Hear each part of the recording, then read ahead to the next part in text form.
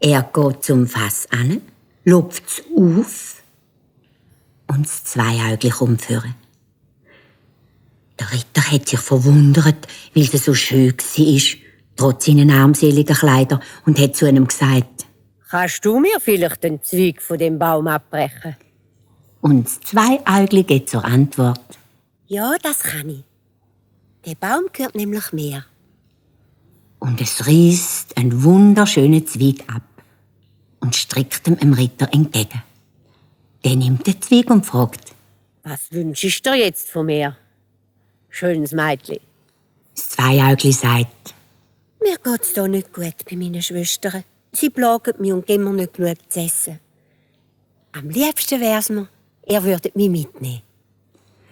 Da hat der Ritter das Zweiäugli auf sein Ross geklopft und hat es mitgenommen auf sein Schloss. Er hat ihm schöne Kleider gegeben, genug zu essen und zu trinken und später mit einer wunderbaren Hochzeit gefeiert. Es war sinnerlebtig glücklich. Die beiden neidischen Schwestern aber konnten nicht einmal den Baum behalten. Der war nämlich am nächsten Morgen verschwunden und vor dem Zweiäugli im Fenster im Schlossgarten gestanden.